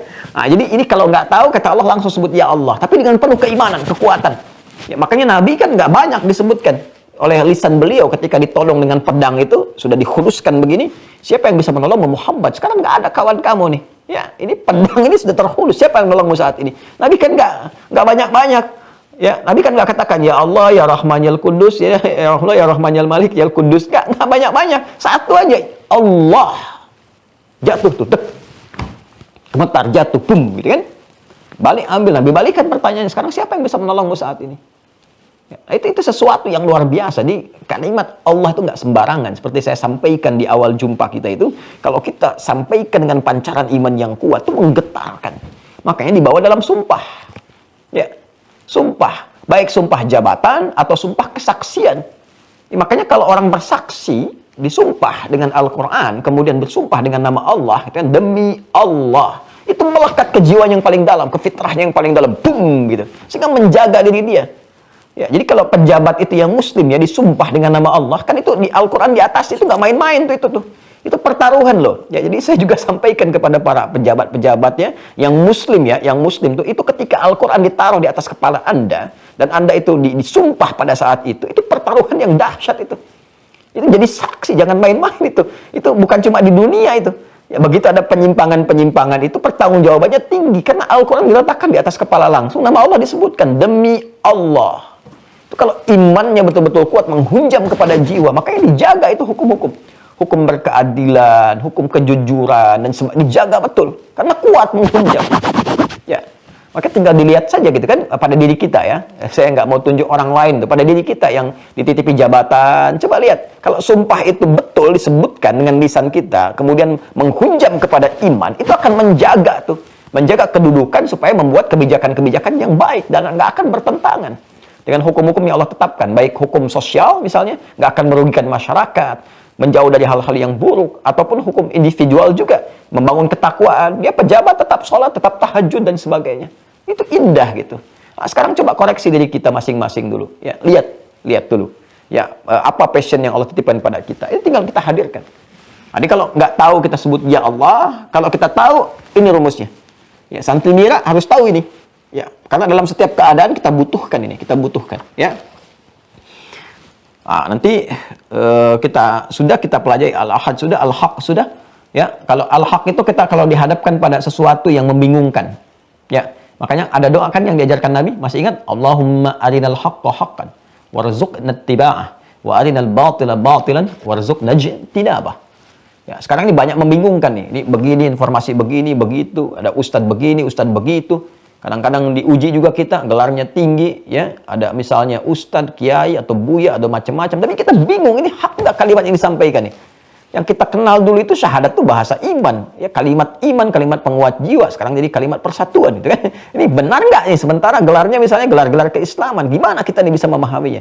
Maka kita katakan Allahumma ya Allah, ya Allah, Allahumma ya Rabbi, ya Haq, Allahumma arinal haqqa haqqan, warzuqna ittiba'ah, wa arinal batila batilan, warzuqna ijtinabah. Ya Allah, Allahumma arinal haqqa haqqan, wa innaka antal haqq. La ilaha illa antal haq. Allahumma arinal haqqa haqqan. Ya Allah, tunjukkan pada kami yang hak itu hak. Dan berikan kemantapan kepada jiwa kami untuk mengikutinya. Itu kemantapan pada jiwa, itu iman kita. Jadi kalau sedang bingung melihat ini, kemana sebetulnya gitu kan. Nah, itu minta kepada Allah bimbingan untuk mendapatkan informasi yang terbaik yang menguatkan pada jiwa kita. Nah, kemudian Al-Quddus, ya, mentakdiskan, menyucikan. Jadi kalau kita mendengar ada statement-statement ya yang disematkan kepada Allah yang bertentangan dengan keagungan sifat dan zat-Nya. Ya, misal semua agama sama, menuju pada Tuhan yang sama, cuma caranya beda-beda, gitu kan?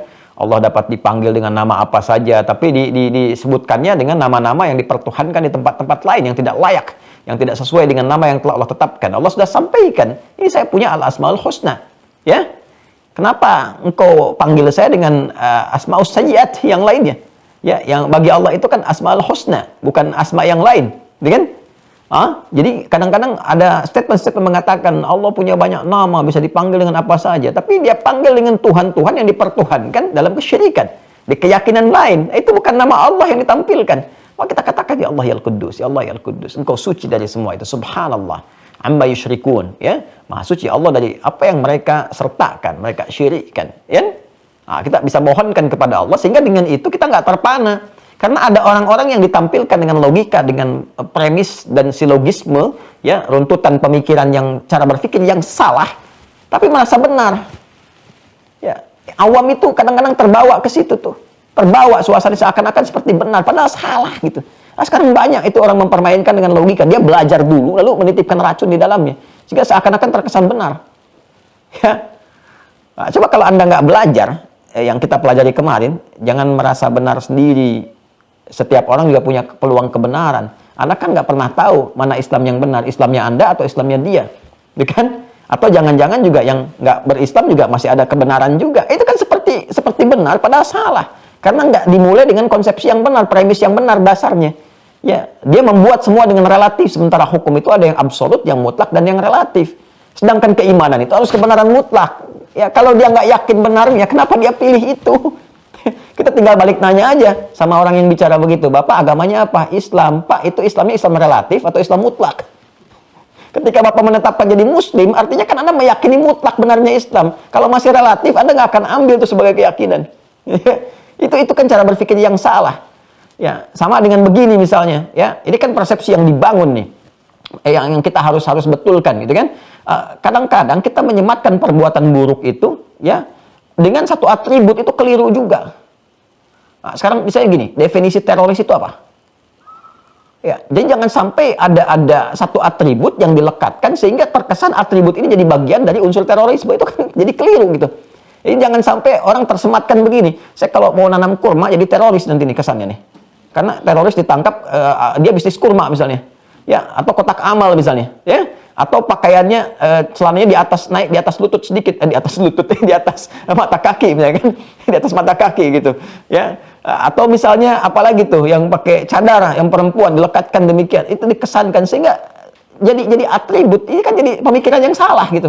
Sejak kapan tanda pada sesuatu melekat pada atributnya itu sejak kapan? Ya. Dan itu nggak konsisten. Ya, waktu di Sarinah itu kan terorisnya itu gaya sekali tuh, pakai topi, pakai celana jeans. Ya, dia nggak pakai celana manusia, celana jin tuh dia pakai juga tuh. Jadi dia pakai celana jin, pakai topi, pakai sepatu skate kan. Itu coba sekarang bisa nggak kita nilai seperti itu? Nah, kayak koruptor itu kan ditangkapnya kan berdasi semua tuh, berjas. Bisa nggak kita ambil kesimpulan semua yang berdasi itu koruptor? Semua yang berjas itu koruptor? Kan nggak bisa begitu. Nah, itu sama kalau kita belajar ilmu mantik, ya, kita bisa katakan silogisme yang salah tuh begini. Misalnya, monyet suka pisang, ya kan? Kemudian kita katakan lagi yang lain, jangan nama orang ya, yang lain saja misalnya. Monyet suka pisang, sudah, ya kan? Terus ada namanya si buku misalnya. Kalau nama saya sebut nama orang nanti saya dituntut ya. Contoh ya, ini contoh nih, umpama ya. Monyet suka pisang. Terus ada orang namanya si buku. Buku suka pisang. Apakah kita akan bikin persamaan buku sama dengan monyet? Kan tidak. Ya. Atau kalau mau lebih gamblang lagi, ini contoh ya. Contoh, bukan berarti demikian. Cuma contoh aja. Ya. Monyet suka pisang. Asep suka pisang. Maka Asep sama dengan monyet. Kan tidak. Itu premis yang salah, silogisme yang keliru. Di ilmu mantik itu keliru gitu. Ya kan tidak demikian. Ya monyet, Asep ya Asep. Monyet itu adalah binatang, Asep itu adalah manusia. Kan nggak bisa disamakan. Nah, ini cara berpikir yang salah gitu ya. Makanya di titik ini penting kita belajar untuk mengukur. Nah, ini kalau kita mendapatkan statement-statement yang tidak jelas tentang perkara keimanan, kita bisa katakan Allahumma yal Quddus, ya subhanallah. Ya Allah, engkau terlepas dari semua itu. Engkau yang maha suci, engkau yang maha agung. Nanti Allah kasih bimbingan kepada hati kita, turunkan hikmah. Jadi nama Allah itu jangan disebutkan saat kita butuh saja, tidak. Ya, ada kejadian berlangsung, sebut nama Allah supaya Allah berikan bimbingan pada kita. Ya, itu Kudus itu mengandung makna subhanallah. Subhanallah itu dikeluarkan oleh lisan kita, di antara maknanya menepis segala sifat dan sikap yang tidak terkait dengan keagungan Allah. Makanya ketika ada orang berkata, misalnya Allah punya anak, kita katakan subhanallah. Di Al-Baqarah surah kedua ayat 116. Wa qalu ittakhadallahu waladan subhanah. Mereka berkata Allah punya anak, subhanallah. Allahumma yal Quddus. Ya, kami terlepas dari semua itu ya Allah. Itu perkataan mereka, berikan hidayah pada mereka. Itu maksudnya. Jelas ya? Nah, jadi ini kita pembahasan dalam konteks pembelajaran kita ya. Nah, jadi kita tidak melebar pembahasan dalam konteks pembelajaran kita. Jadi kita argumentasikan untuk memahami dengan jelas. Jadi al-asma'ul husna yang kita bahas ini bukan hanya terkait dengan kita mohon, kita minta, ya, tapi permintaan kita itu juga diikat dengan situasi yang berada di sekitaran kita. Ada pernyataan ini, kita mohon bimbingan kepada Allah, dikuatkan, dapat yang hak ya, dan turunan lainnya. Ya, malaikat juga suka mentakdiskan Allah. Itu malaikat itu menyebut. Ya, kan saat Adam dicipta itu juga sifat kudus ini ditampilkan untuk membebaskan mereka dari sifat-sifat nafsu yang ada pada manusia. Kan malaikat nggak punya nafsu. Ya. Mereka diciptakan dengan jiwa takwa saja. Sementara manusia ada fujurnya. Ya. Nah, jadi malaikat cuma dengan takwa. Quran surah 66 At-Tahrim ayat ke-6. La ya'sunallaha ma amarahum wa yaf'aluna ma yu'marun. Malaikat itu enggak bermaksiat. Karena diciptakan dengan jiwa baik saja. Perintahnya kebaikan, enggak ada nafsu. Ya. Kan Anda enggak pernah dengar kan malaikat Jibril korupsi ayat? Enggak pernah dengar kan? Enggak ada, karena memang enggak ada potensi itu. Ya. Di tahun sekian terjadi pernikahan antara malaikat Israel misalnya dengan hamba, enggak ada. Malaikat enggak menikah, malaikat enggak makan, enggak minum. Makanya ketika bertamu kepada Nabi Ibrahim dihidangkan makanan, itu nggak disentuh, ya kan? Karena memang nggak ada nafsu. Tugasnya bukan untuk makan, bukan untuk minum. Spesifik tugasnya, tupoksinya jelas. Ketaatan saja, ini yang dikerjakan. Nggak ada aspek lain. Ya, lawan dari malaikat itu, ya, yang nafsunya dengan jiwa sifatnya bukan perilaku. Kalau perilaku nanti ke setan. Makanya di Quran disebutkan malaikat 88 kali, setan 88 kali. Tapi pembentuk ya, dasar penciptaannya itu dengan jiwa takwa malaikat. Lawannya hewan. Ya, bentukan asalnya itu nafsu saja. Maka hewan nggak punya jiwa takwa. Jangan menuntut ketakwaan kepada hewan. Ya. Jadi kalau hewan misalnya, kucing kalau sudah datang hasrat ya di depan Anda juga dilakukan. Jangan Anda katakan dasar kucing ini kurang takwa. Memang kucing nggak bertakwa. Ya, kucing itu pakai insting, pakai feeling. Binatang demikian. Nah, kita dalam diri kita ada gabungan antara jiwa binatang itu, yang fujur itu dengan malaikat takwa. Maka menjadi bashar namanya. Jadi bashar. Nah, sifat basyariah ini yang menjadikan kita itu bertarung. Maka ketika kita dapat takwanya tinggi di atas malaikat. Ya. Tapi ketika kita misalnya melakukan perbuatan rendah, bisa di bawah hewan. Karena hewan nggak punya jiwa takwa. Wajar melakukan perbuatan yang rendah. Ya. Sebetulnya kita nggak bisa marah sama hewan gitu. Karena hewan tuh nggak punya jiwa takwa. Pertanggungjawabannya dengan instingnya. Melayani kehidupan. Jadi kalau ibu sedang ngepel lantai, ada ayam, buang kotoran, jangan marahi. Dasar ayam ya memang begitu. Dia nggak punya kontrol takwa di situ. Ya, tapi kalau manusia berbuat salah di bawah standar kesalahannya, di bawah sifat lupanya, melebihi hewan bahkan, sapi kan sekarang makannya rumput. Ya, sampai sekarang kan masih rumput, ya kan? Manusia itu ada yang makan aspal. Manusia itu ada yang makan aspal, makan jalan, makan tembok gitu kan. Itu kan aspal yang harusnya 5 lapis, tinggal 2 lapis, 3 lapis. Yang makan siapa? Karena sapi lewat situ nggak pernah makan aspal. Gitu. Kan itu yang dimaksud kal an'ami balhum abal. Ya, di Quran surah ke-7 itu, ya Al-A'raf itu, yang di ayat 179, walaqad dzara'na li jahannam katsiran minal jinni wal insi lahum qulubun la yafqahuna biha lahum a'yunun la yubsiruna biha lahum adhanun la yasma'una biha ulaika kal an'ami balhum adall. Ya kan? Ada manusia yang di bawah hewan standarnya gitu. Itu yang bermasalah. Kembali malaikat saja itu mentakdiskan Allah. wa nahnu nusabbihu bihamdika wa nuqaddisu lak. Ya, yang Al-Baqarah ayat 30 itu. Wa idz qala rabbuka lil malaikati, ya, wa idz qala rabbuka lil malaikati inni ja'ilun fil ardi khalifah. Qalu ataj'alu fiha may yufsidu fiha wa yasfiku dima wa nahnu nusabbihu bihamdika wa nuqaddisu lak. Ditasbih disandingkan dengan takdis. Ya, karena perwujudan kalimat takdis itu pada tasbih. Subhanallah, subhanallah, subhanallah. Itu kita sedang mensucikan Allah. Orang yang biasa mengatakan subhanallah, subhanallah, subhanallah, latihan itu 33 kali setiap setelah selesai sholat, dikalikan 5 itu, setiap hari dia begitu, akan nggak mempan kalimat-kalimat di luar yang mendatangkan kalimat-kalimat bertentangan dengan sifat Allah. Jadi orang yang biasa tasbih itu nggak akan mempan tuh kalimat-kalimat semua agama sama, Tuhan bisa dipanggil dengan apa saja, itu nggak akan mempan. Yang ada itu adalah perasaan-perasaan yang ini nggak penting gitu. Ya, jadi fitrahnya langsung menolak. Jadi subhanallahnya itu muncul sinyal takdis dalam dirinya untuk mensucikan Allah itu muncul. Tapi kalau Anda berlatih dengan subhanallah, tapi nggak muncul sikap itu, ada yang salah tuh dengan kalimatnya. Berarti diucapkan tanpa nilai iman, tanpa kekuatan dalam jiwa. Ya, apalagi yang nggak pernah sholat tuh wajar itu. Ya, yang nggak pernah sholat tuh kelihatan, wajar itu. Ya, apa saja bisa dilakukan. Ya, mau mandi di tempat persucian orang, mau pakai pakaian ibadah orang lain, atau menunjukkan kalimat-kalimat misalnya olok-olok dan sebagainya. Tapi kita doakan, sepanjang dia masih punya kesempatan hidup sebelum nyawa sampai di kerongkongan, maka dia masih punya hak untuk mendapatkan doa terbaik kita dengan pengingat. Jadi basyira wa nadhira, basyirnya, kabar gembira kita berikan dengan cara mendoakan kebaikan, nadhira dengan mengingatkan. Ya, setelah itu jadi pilihan bagi dia, kan? Kalau ada fenomena demikian. Tapi kalau Allah isyaratkan terjadi itu, ya. As-Samad sudah saya jelaskan, ya. Kemudian Al-Ghani sudah saya sampaikan juga, ini terkait dengan harta benda. Ya, biasanya disertakan dengan kalimat hamid, ya. Wallahu ghaniyyun hamid, ya kan? Jadi kalau kita memohon kepada Allah urusan rizki, nanti ada nama zat yang terkait dengan rizki, harta benda, spesifik materi. Sebut namanya Al-Ghani. Al-Ghani. Tapi sertakan dengan sifat hamid juga. Jadi hamid itu nanti pencegah rem supaya nggak riak kalau diberikan. Ya, jadi kalau kita minta sama Allah misalnya, kita minta, ya Allah anugerahkan pada saya motor kendaraan supaya saya bisa cepat menunaikan ibadah di masjid, kan, mencari rezeki dengan lapang. Kita minta kendaraan, misalnya motor. Kita bisa katakan Allahumma ya Allah ya Razzaqul Ghaniyyul Hamid. Ya. Biasanya kalimat hamid disandingkan oleh Allah dalam Al-Qur'an dengan kata ghani.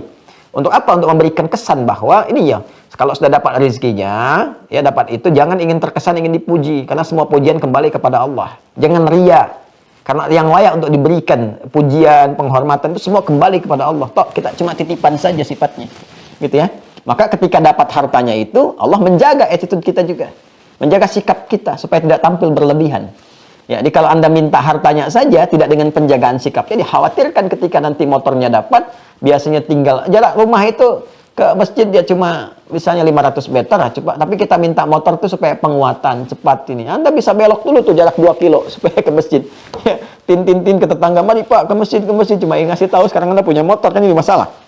Ya, atau terjaga dari sifat-sifat yang kontraproduktif gitu. Al-awwal al-akhir al-qayyum, ya. Jadi al-awwal al-akhir kita sudah paham. Ya, jadi kalau sudah ada statement-statement bertentangan dan sebagainya yang terkait dengan sifat Allah Subhanahu wa taala, kita bisa mohon kepada Allah dengan membawa nilai-nilai kemuliaan termasuk zat-Nya yang menguasai segala hal sampai yaumul akhir. Ya, jadi kita bisa katakan begini kalau kita sangat terdesak dan luar biasa, kita katakan, ya Allah, gitu kan, Engkau pemilik segalanya. Jangankan yang sekarang, yang dulu pun Engkau miliki karena Engkau al-awwal, kan? Baik. Ya Allah, jangankan yang sekarang, di puncak kehidupan bagi makhluk pun Engkau pemiliknya karena Engkau tidak punya batas. Allahumma innakal antal awwal, innaka antal akhir. Gitu kan? Ya Allah, sebagaimana masalah ini berawal, tolong akhiri dengan sifat-Mu yang maha mengetahui awal dan akhir segala sesuatu. Ya, indah kalau kita tahu itu. Ya kan?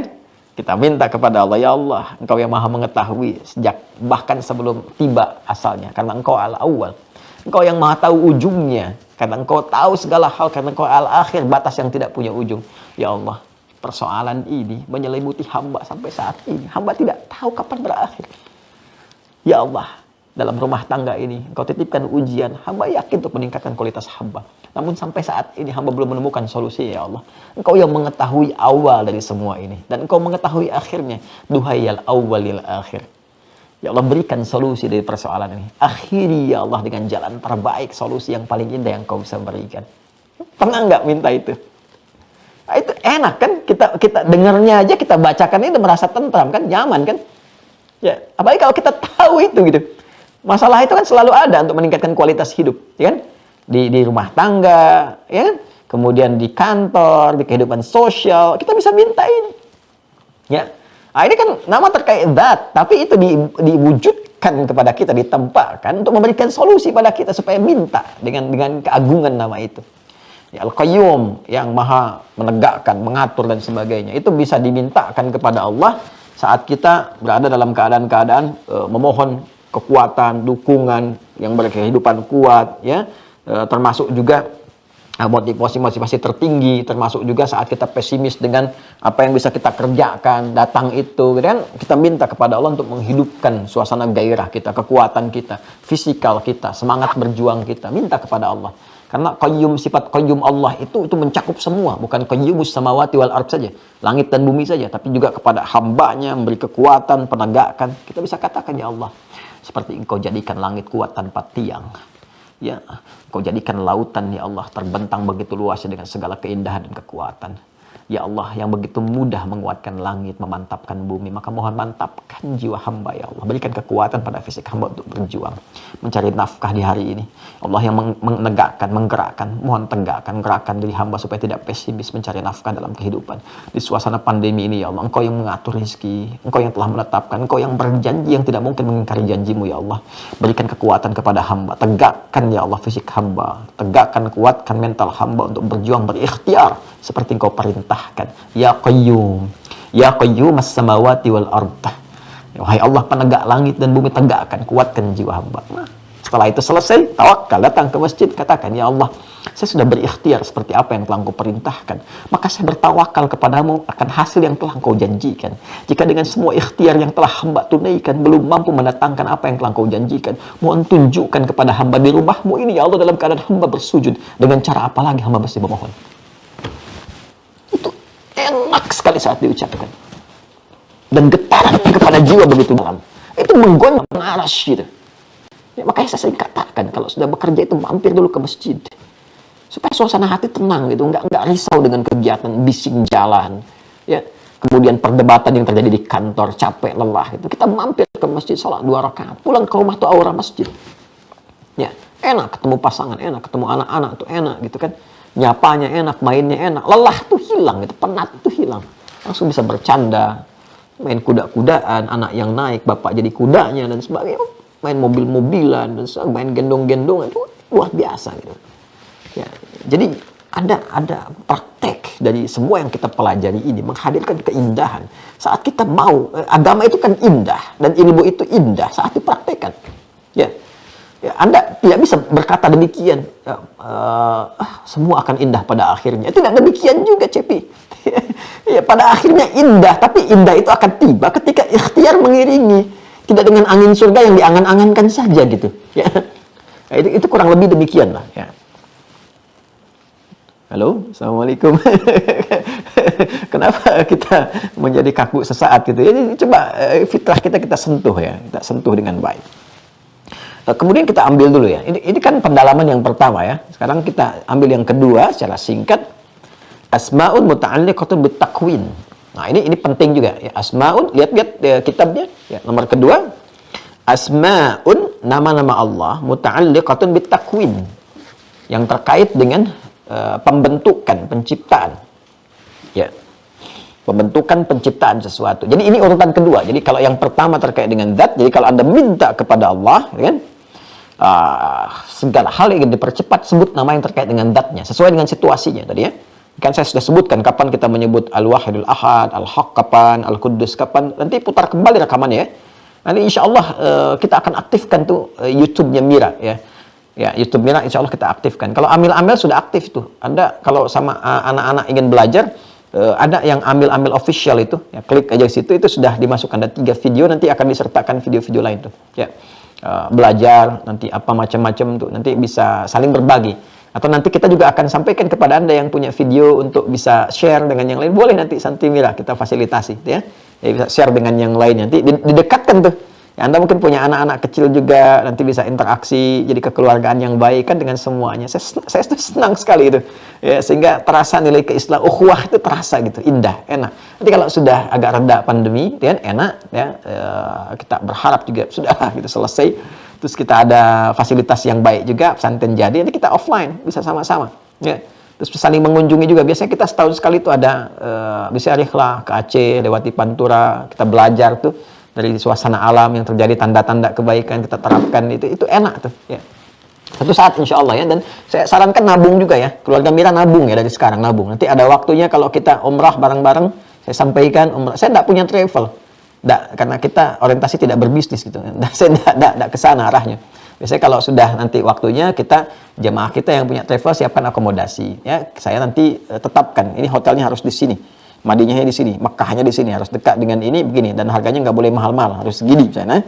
Nah, nanti kita berangkat, nanti kita tunjukkan belajar, nabung dari sekarang tuh, nabung ya, supaya nanti kita bisa belajar lebih jauh lagi. Minimal di Indonesia ini, Nusantara ini kaya sekali dengan khazanah keislaman yang bisa kita pelajari. Balik ke sini ya. Nah, sekarang nama yang terkait dengan takwin itu ada 4. Tingkat kedua nih ya, tingkat kedua setelah yang pertama tadi, yang kedua. Ini klasifikasikan dibuat oleh penulis kitab ini. Pertama Al-Khaliq. Nanti sifat takwin ini nanti terkaitnya macam-macam. Kalau terkait dengan diri kita, misalnya maaf ya, ada persoalan terkait dengan fisik misalnya ya, sakit. Terus kemudian terkait dengan kelancaran dalam kelahiran, kan? Terus memohon supaya yang di dalam kandungan itu tercipta dalam keadaan yang baik, lancar. Ya, lahir dalam keadaan yang perempuan tampil cantik, baik, laki-laki ganteng, tampan, soleh, gitu kan? Ya, nanti ini nama-nama terbaik untuk minta. Bukan cuma belajar lewat surat-surat Quran. Nanti ada turunan. Ya, para ulama kan ngasih rumus singkat kan? Anda pernah dengar nggak? Kalau bayinya pengen lahir tampan, ganteng, cerdas seperti Nabi Yusuf, misalnya ya, baca surat apa? Surat Yusuf. Baca surat itu, begitu lahir perempuan. Jadi ini baca itu yang dimaksudkan bukan sekedar baca, pelajari isinya. Bagaimana Nabi Yusuf dirawat, dididik, disiapkan dari kecil. Jadi ketika diberi nama pun lahir laki-laki, maka Anda sudah siap mendidiknya.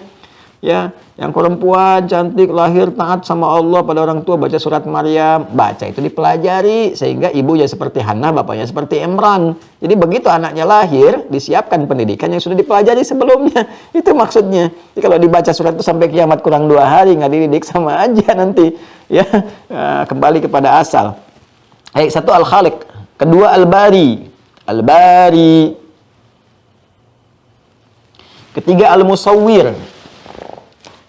Al-Musawwir, Al-Khaliqul Bari'ul Musawwir. Ketiganya ditemukan di Quran surah 59 Al-Hasyr di ayat ke-24, ayat terakhir. Ya. Wallahul Khaliqul Bari'ul Musawwir lahul asmaul husna. Quran surah ke-59 surah Al-Hasyr ayat 24, ayat terakhir. Hafalin ya, mesti hafal. Nanti kalau minta sama Allah terkait dengan takwin, bacain satu ayat ini. Ya, langsung. Al-Khaliqul, ya kan? Bari'ul Musawwir. Nah, ada tambahan satu lagi. Nah, ada 4 ya semuanya ya. Ini kan 1, 2, 3. Yang keempat itu namanya Al-Badi'. Sudah? Jadi kita temukan pertama kali kalimat Badi' di Quran surah kedua Al-Baqarah ayat 117. Tolong dicek ya. Badi'us samawati wal ard, ya. Wa idza qada amran fa innama yaqulu lahu kun fayakun. Ayat 117. Coba dicek nanti ya. Di paling kiri agak sedikit ke bawah. Ya. Sudah? Ada 4 ya. 1 Al-Khaliq, yang kedua Al-Bari, yang ketiga Al-Musawwir, yang keempat apa? Al-Badi'. Nah, ini terkait dengan takwin. Takwin itu nanti proses pembentukan istilahnya. Pembentukan kesempurnaan ciptaan. Nanti ada yang terkait dengan makhluk-makhluk sekitaran kita, ya, sekitaran kita, baik itu yang bernyawa misalnya kan, ya seperti binatang kah, kan, ada tumbuhan berkehidupan, ataukah mungkin juga langit, bumi dan sebagainya, penciptaan segala hal, ya. Nah, terkait juga dengan diri kita sendiri. Nanti manfaat kita menyebut nama Allah ini bila ada hal-hal menimpa kita atau keadaan kita atau apa yang sedang kita bangun, kita harapkan kepada Allah disempurnakan dengan hikmah segala kebaikannya. Ya. Jadi kalau Anda misalnya tadi yang saya katakan, bagaimana saat dalam kandungan kita memohon kepada Allah supaya anak yang terlahir dalam keadaan sempurna, fisik, keadaannya gitu kan, macam-macamnya, tampilannya, segalanya menjadi qurrata ain, itu kita bisa katakan Allahumma yal khaliqul musawwir gitu kan. Minta kepada Allah Subhanahu wa taala. Nanti saya turunkan dalilnya. Ya, saya turunkan ayatnya. Ya, misalnya nanti kita temukan di surah Ghafir, ya. Ada lagi di At-Taghabun kalimat sawwara wa sawwarakum fa ahsana suwarakum gitu kan. Dan ada lagi wa sawwarahum fa ahsana suwarahum. Jadi Allah Subhanahu wa taala membentuk Anda dengan sifat musawwirnya lalu menjadikan itu yang terbaik, ya.